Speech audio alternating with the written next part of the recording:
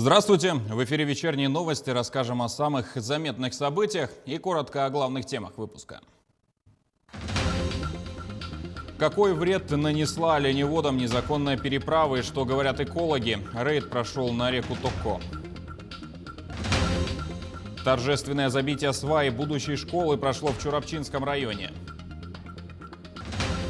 Путешественники на якутских лошадях на 10-й день пути прибыли в Татинский район Якутии.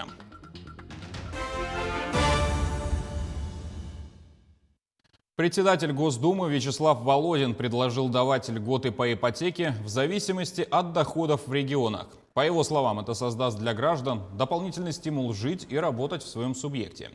Он напомнил, что власти России пошли по пути снижения ставки в регионах Дальневосточного федерального округа, где ипотеку можно получить под 2% годовых, а также ввели сельскую ипотеку под 3% годовых. Теперь, по мнению Володина, необходимо начать устанавливать льготные ставки с учетом размеров доходов жителей субъектов федерации. Рейд по акваторию реки Токко провели в связи с незаконным обустройством зимника. Какой вред он нанес местным жителям и что говорят правительственные экологи, выясняла наш корреспондент Елена Фаст. В этой местности традиционно пасутся олени. Здесь же появляются на свет маленькие оленята. Еще совсем недавно здесь не было ни шумотехники, ни следов человека. Тем не менее, в начале марта этого года оленевод Силатяне обнаружил большую насыпь, перекрывающую речку Токко. Вот рыба не проходит. Это очень плохо, мешает. И эта дорога тоже. Мы тут весновать должны, и тут дорога не будет ездить, а сейчас как очел тут пройдет-то? Никак не пройдет это. Большой урон у нас будет во время очела-то. Сигнал был принят в Министерстве экологии. Совместно рядом ведомств и представителями Алекминского района был организован рейд на место событий. Перекрыто русло реки полностью. Также при дальнейшем обследовании было установлено наличие еще второй дамбы ниже по течению и валка леса тяжелой техникой. По предварительным данным Департамента по водным отношениям Министерства экологии, на данном водном объекте, это река Токко, решение или договор водопользования не заключено. В ходе рейда выявлена еще одна насыпь. На сегодняшний день она покрыта наледью и составляет огромную проблему для оленеводов. Раньше выгоняли стада на долину. Сейчас, как видите, это невозможно сделать. Мешает база геологов, работающая техника и сплошной лед. Маршрут по-другому приходится закладывать. Здесь же стада уже не пройдут. На месте были отобраны необходимые пробы. Также имеются свежие следы от автомобильной и гусеничной техники. Также в данной местности проводились вскрышные работы по расчистке и разравниванию верхнего слоя земляного полотна. Местные жители очень встревожены. Если даже насыпную дамбу уберут, то вторую до полной оттайки не убрать. А это значит, рыбе не будет хода. При этом именно традиционный промысел – основа жизни жителей Венкийского наслега. Каждый из них надеется, что проблему эту услышат и примут справедливое решение. Стоит отметить, что не только закон о территориях традиционного предпользования, а тут нарушается закон об этнологической экспертизе в местах традиционного проживания, традиционной хозяйственной деятельности коренных малочисленных народов Севера, Республики Саха-Якутия. И по всем фактам установленным в ходе проверки будут приняты соответствующие решения в порядке действующего законодательства. Елена Фаст, Максим Копылов, Алекминск. Подготовка к пожароопасному сезону идет полным ходом. Так, на днях бойцы авиалесоохраны отрабатывали навыки спуска по канатам с вертолета. А сегодня отрабатывали парашютное десантирование с самолета Ан-2. Воздушная тренировка прошла на базе Хангаласского отделения авиалесоохраны в селе Ой. В ней приняли участие 31 человек из Горного, Верхневилюйского, Хангаласского и Татинского филиалов. Каждый боец по плану должен совершить 12 прыжков, чтобы получить допуск к работе. За зимний период во время отпусков люди забывают навыки укладки парашюта. Вот таки вспомнить основное, как укладывается парашют, какие нужно приемы сделать в воздухе, чтобы точно приземление заданное, в крест, так называемый у нас крест, должны туда приземлиться точно.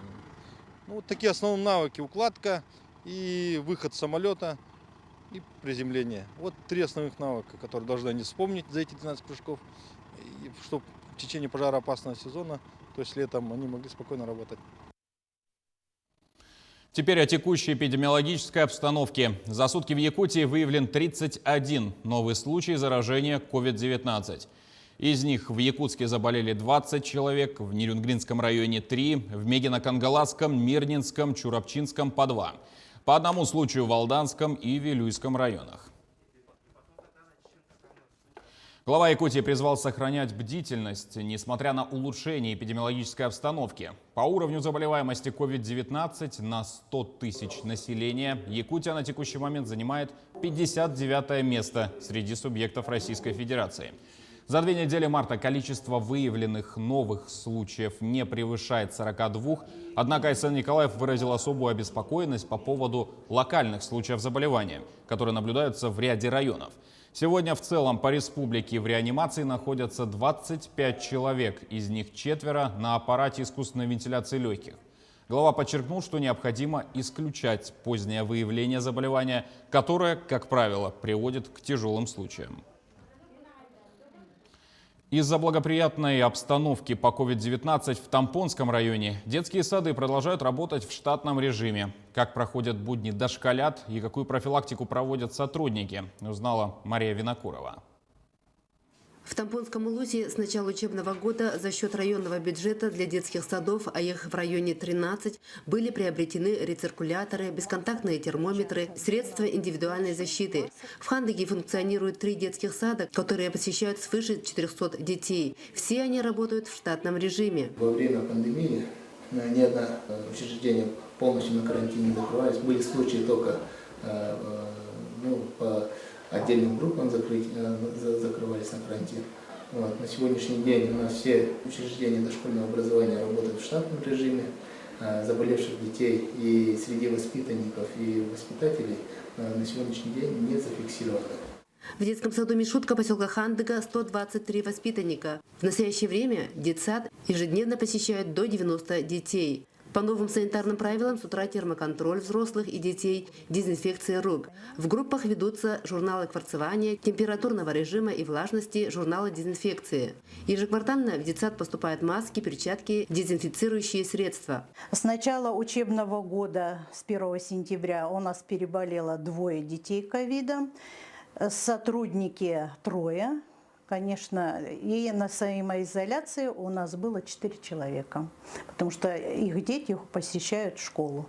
Вот из-за этого они болели. Я считаю, что у нас санитарно-эпидемиологическая обстановка в детском саду очень хорошая.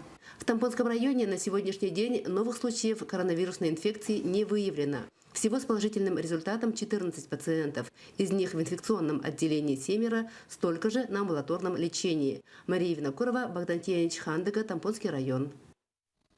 Торжественное забитие сваи будущей школы прошло в Чурапчинском районе. Деревянное здание среднего образовательного учреждения имени Илларионова построено в 1972 году. Долгие годы жители Наслега добивались строительства нового здания. Благодаря государственной программе «Комплексное развитие сельских территорий» начато строительство школы на 90 мест и детского сада на 40 мест.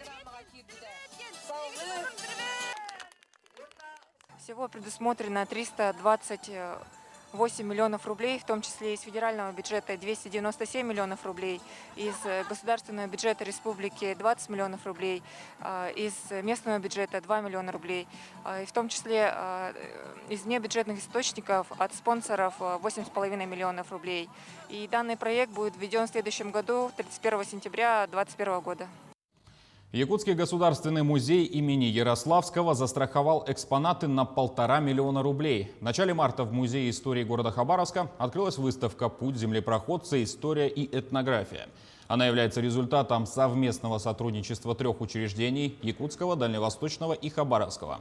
Представлены редкие и интересные экспонаты, которые ярко иллюстрируют разные стороны и моменты из жизни русских землепроходцев и коренного населения Восточной Сибири и Дальнего Востока.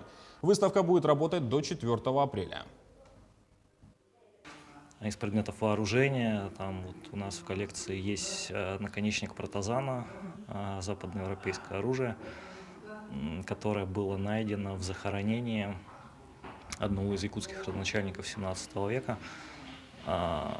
Очень необычное для Сибири, потому что привезено было из Западной Европы, в России такое оружие не делали, и вот попало в якутское захоронение. Мы рассчитываем на большую популярность этой выставки, поскольку еще до ее начала там поступали запросы, вот, когда она откроется. И вообще эта выставка, как бы, она год назад должна была открыться еще.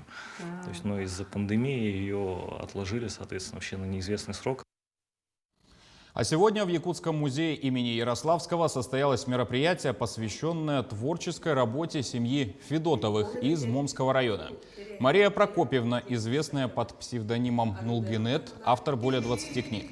Ее известный роман «Шалунья Нулгинет» вышел в 1995 году и является первым изданием о жизни и психологии женщин коренных малочисленных народов. Ее супруг, журналист районной газеты Григорий Федотов, автор более 600 статей и 16 книг. Мероприятие проходит в рамках выставки, посвященной 90-летию образования Момского района. Дугуйдан Винокуров и Мичил Неустроев на 10-й день езды на якутских лошадях прибыли в Татинский район. В одном из сел их встретили якутским саламатом и оладьями. Экспедиция проходит на 4 лошадях, они будут меняться в течение пути. Как только путешественники доберутся до асфальтированных дорог, лошадей обязательно подкуют, чтобы избежать стирания копыт. В день коневоды преодолевают 50-55 километров. Экспедиция идет по плану, непредвиденных ситуаций пока не возникло. Сегодня по плану ночуют в селе Баяга, потом 22 марта в селе Чурапча. Будут участвовать в мероприятиях, посвященных Дню коневода. Нас здесь очень хорошо встретили, всем очень благодарны. Лошади, как видите, в хорошем состоянии, бодренькие, не уставшие. Мы пытаемся за ними очень сильно следить. Ну, главное, как говорится, чтобы лошади вытерпели в нашей экспедиции. Из-за этого уход за ними у нас строгий. Ну, цель поездки наша, как мировому обществу показать, что наши лошади самые выносливые, самые лучшие. Ну и температурный режим, наверное, температурный диапазон хотим показать, в каких условиях наши коневоды живут, наши лошади живут. На этом пока все. Не забывайте носить маски, дезинфицировать руки и держать социальную дистанцию. До встречи в эфире.